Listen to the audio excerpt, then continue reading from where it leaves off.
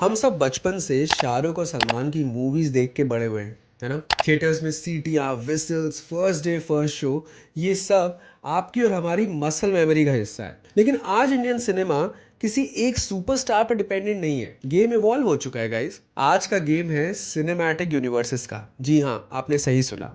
Hollywood के Marvel model जैसा, जहाँ एक पूरी दुनिया बनाई जाती है। हर फिल्म दूसरी फिल्म से कनेक्टेड होती है। हीरोज क्रॉसओवर करते हैं। विलन्स सिर्फ एक हीरो को नहीं बल्कि पूरे सिस्टम को थ्रेटन करते हैं। और धीरे धीरे एक ऐसा स्टोरी लाइन एम्पायर खड़ा हो जाता है जो सिर्फ बॉक्स ऑफिस तक लिमिटेड नहीं होता। OTT rights, sequels, spin offs, मर्चेंडाइजेस, games और ग्लोबल फैन बेस तक पैसा बनता है। बॉलीवुड ने भी इसमें एंट्री ली। हिंदी सिनेमा के एग्जाम्पल्स देखो तो यश राज फिल्म का स्पाई यूनिवर्स, जहां एक था टाइगर, वॉर, पठान एक ही स्पाई वर्ल्ड का हिस्सा है, कॉमन एनिमीज के खिलाफ लड़ रहे हैं। फिर आता है रोहित शेट्टी का कॉप यूनिवर्स, सिंघम, सिम्बा, सूर्यवंशी, जहां अजय देवगन, रणवीर सिंह और अक्षय कुमार एक दूसरे की फिल्म्स में आके एक्शन और स्वैग बढ़ाते हैं। और मेडॉक का हॉरर कॉमेडी यूनिवर्स, स्त्री, भेड़िया, मुंजिया, जहां हॉरर और ह्यूमर का फ्यूजन दिखाया गया है। सुनने में काफी एक्साइटिंग लग रहा है, राइट?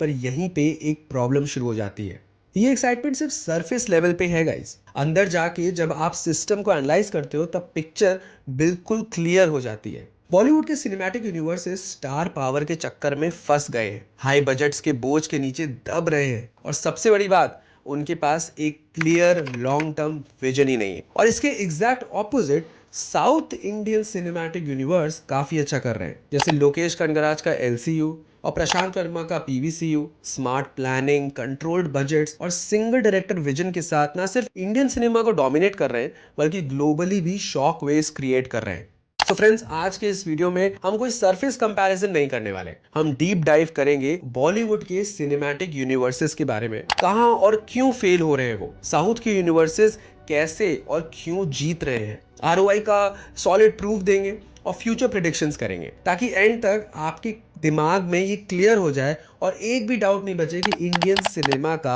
नेक्स्ट अनडिस्प्यूटेड बॉस कौन है। तो वेलकम टू अर्थात बाय जय। चैनल को सब्सक्राइब कर लो, बेल आइकन दबा लो, लाइक कर लो, शेयर कर लो, क्योंकि यहाँ एनालिसिस सिर्फ लाउड नहीं लॉजिकल होते हैं। तो चलिए शुरू करते हैं। सबसे पहले बात करते हैं बॉलीवुड की, और सबसे बड़ा एग्जाम्पल है यश राज फिल्म का स्पाई यूनिवर्स। पेपर पे ये यूनिवर्स परफेक्ट लगता है, लेकिन एग्जीक्यूशन में सबसे ज्यादा लूप होल्स इसी में है। एक्चुअली सबसे बड़ा कल्प्रिट है extreme star dependency. Universe characters पे नहीं, स्टार्स पे खड़ा हुआ है, और यहीं से प्रॉब्लम शुरू हो जाती है।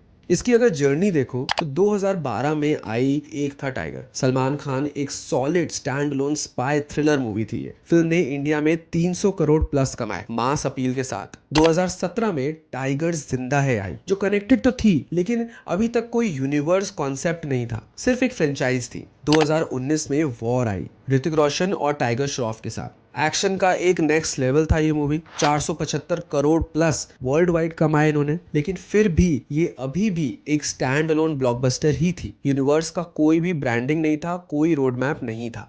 असली टर्निंग पॉइंट आया 2023 में पठान के साथ। शाहरुख का ग्रैंड कमबैक हुआ, सलमान खान का सरप्राइज कैमियो हुआ, थिएटर्स में सीटियों की सुनामी आ गई, और पहली बार यश राज फिल्म का स्पाई यूनिवर्स का लोगो, ऑफिशियल लोगो स्क्रीन पे आया। पठान ने 1050 करोड़ वर्ल्ड वाइड कमा लिए। यहीं पे लगा कि हाँ, अब कुछ बड़ा होने वाला है, लेकिन यहीं से कहानी डाउनहिल चली गई। टाइगर 3 आई और पठान के कैमियो के साथ आई। ऑडियंस को टीज किया गया कि एक massive Pathaan versus Tiger face off होगा। एक्सपेक्टेशन स्काई हाई हो गई। पर फिर आई वॉर 2, ऋतिक रोशन और जूनियर एनटीआर की। 400 करोड़ से पिक्चर बनी, पैन इंडिया कास्टिंग हुई, लेकिन रिजल्ट अराउंड 365 करोड़, मतलब फिल्म फ्लॉप हो गई। अब प्रॉब्लम एक्चुअली समझ आ रही है। बॉलीवुड में स्टार फीस ही पूरा बजट खा रही है। सलमान खान लगभग 100 से 150 करोड़ चार्ज कर लेते हैं, शाहरुख 150 करोड़ कर लेते हैं, ऋतिक रोशन भी 80 करोड़ चार्ज करते हैं, जूनियर एनटीआर जैसे पैन इंडिया स्टार 50 करोड़। इन सबको एक साथ लाओ तो scheduling conflicts, delays, compromises unavoidable हो जाते हैं। ऑडियंस कैरेक्टर्स को फॉलो कर ही नहीं रही है, ऑडियंस स्टार्स को फॉलो कर रही है। पठान में सलमान की एंट्री पे तालियां बज रही हैं,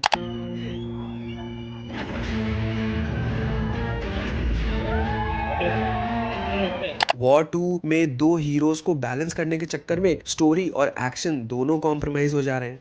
अब पठान 2 अनाउंस तो हो गई है, लेकिन रोड मैप क्या है? पठान वर्सेस टाइगर का कोई फेस ऑफ होगा कि नहीं होगा?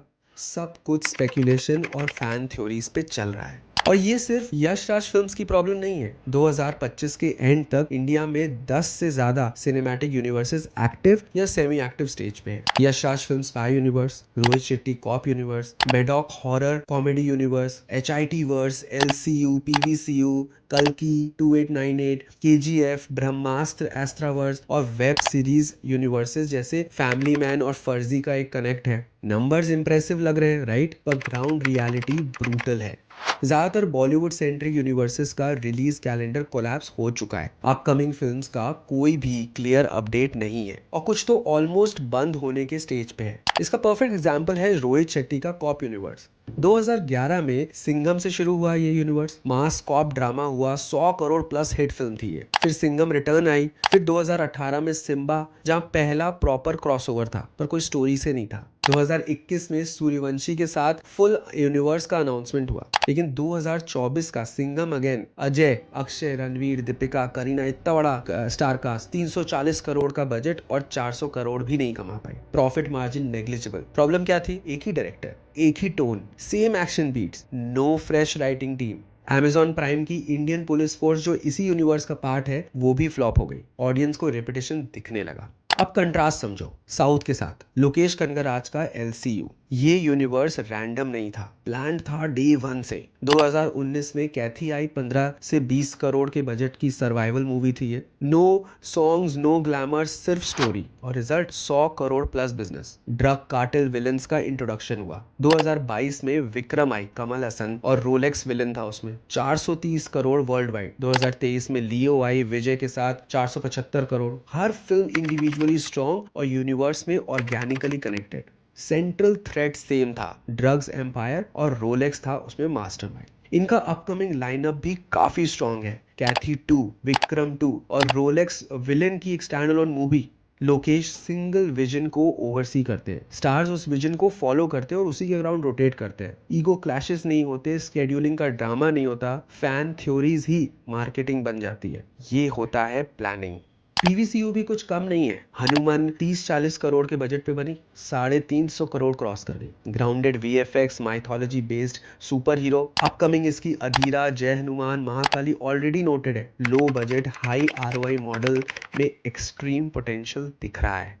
अभी भी बिलीव नहीं हो रहा, साउथ और बॉलीवुड की hybrid film universe, Maddock horror comedy universe, जिसके राइटर्स साउथ सिनेमा के राज एंड DK हैं। ये कोलैब प्रूव करता है कि एफिशिएंसी पॉसिबल है, बस माइंडसेट की जरूरत है। स्त्री 2 ने 60 करोड़ के बजट पे पता है कितना पैसा कमाया? 800 करोड़ रुपए। बॉलीवुड में एक्चुअली क्या प्रॉब्लम है कि कैमियो के नाम पे सिर्फ हाइप क्रिएट होता है। साउथ में दो फिल्म्स में जब क्रॉसओवर होता है तो वो स्टोरी का हिस्सा होता है। वेल 2026 से 2030 के बीच South Indian cinematic universe Hollywood को रियल कंपटीशन देगा। LCU का end game war avengers level का होगा। PVCU के सुपर हीरोज नेशनल आइकन्स बनेंगे। ये सिर्फ ट्रेंड नहीं है, एक्चुअली ये एक नया स्टैंडर्ड है गाइस। ये सब न्यू इकोनॉमिक्स का पूरा ब्लूप्रिंट है इंडियन सिनेमा के लिए। यूनिवर्सेस को अपना एसेट बनाओ, बिल्कुल रियल एस्टेट की तरह, जहां इनिशियल इन्वेस्टमेंट के बाद रेवेन्यू स्ट्रीम्स कंटिन्यूअसली जनरेट होते रहते हैं। मर्चेंडाइज से टॉयज, अपैरल बेच के एक्स्ट्रा करोड़ आ जाएंगे। वीडियो गेम्स डेवलप करके गेमिंग इंडस्ट्री टैप हो जाएगी। एक्चुअली बॉलीवुड को भी ये सब सीखना पड़ेगा seriously. Director first approach adopt करना पड़ेगा, जहां विजन डायरेक्टर का होगा, low risk high reward model होना चाहिए, और बजट को कंट्रोल रखना पड़ेगा, और स्टार ईगोस को कंप्लीटली साइडलाइन करना पड़ेगा। असली इंटरकनेक्टेड वर्ल्ड तभी बनेगा बिना किसी इंटरनल कॉन्फ्लिक्ट्स के साथ। अब सवाल सिंपल है, आप किस यूनिवर्स पे बैट लगाओगे? LCU के कैरेक्टर ड्रिवन वर्ल्ड पे या PVCU के माइथोलॉजी सुपर हीरोज पे? कमेंट करके जरूर बताना। जय हिंद, मिलते हैं अगले एक्सप्लोसिव वीडियो में। Thank you and have a great day.